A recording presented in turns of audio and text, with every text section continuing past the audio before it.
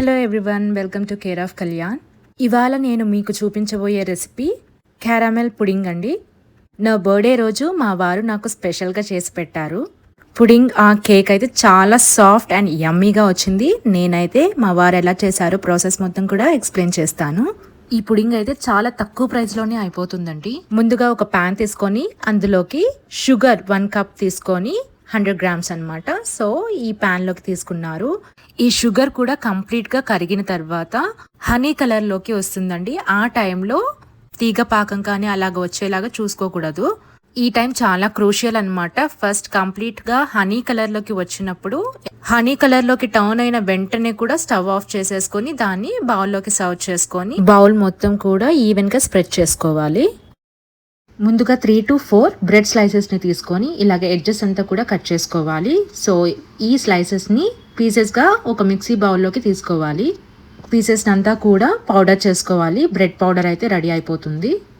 Next ఒక medium size mixie jar తీసుకొని అందులోకి 1/2 cup milk, 2 table tea spoons vanilla custard powder, ముందుగా prepare చేసి పెట్టుకున్న ఈ బ్రెడ్ పౌడర్ని యాడ్ చేసుకోవాలి. చిటికెడు ఉప్పు, 1/2 కప్ ప్యాకెట్ పెరుగు. పులుపు తక్కువగా ఉంటుంది కాబట్టి ప్యాకెట్ పెరుగుని ప్రిఫర్ చేసుకున్నారు. 2 table tea spoons sugar add చేసుకుంటున్నాము. 2 table tea spoons vanilla essence, 180 grams condensed milk compulsory వేసుకోవాలండి. ఇవన్నీ కూడా మిక్సీలో వేసుకొని బ్లెండ్ చేసుకోవాలి. ఇప్పుడు ముందుగా మనము ఒక బౌల్లోకి క్యారమెల్ కూడా తీసుకున్నాం కదండి, దాంట్లోకి ఈ మిల్క్ అంతా కూడా ఇలాంటి జల్లెడ తీసుకొని బ్లెండ్ చేసి పెట్టుకున్న మిల్క్ అంతా కూడా ఇందులోకి పోసేసుకోవాలి. ఇప్పుడు ఈ క్యారమెల్ అంతా కూడా స్టీమ్ చేసుకోవాలండి. సో అందుకోసం ఒక ఇడ్లీ బౌల్ తీసుకున్నారు. సో అందులో వాటర్ పోసేసి కాసేపు స్టీమ్ చేశారు.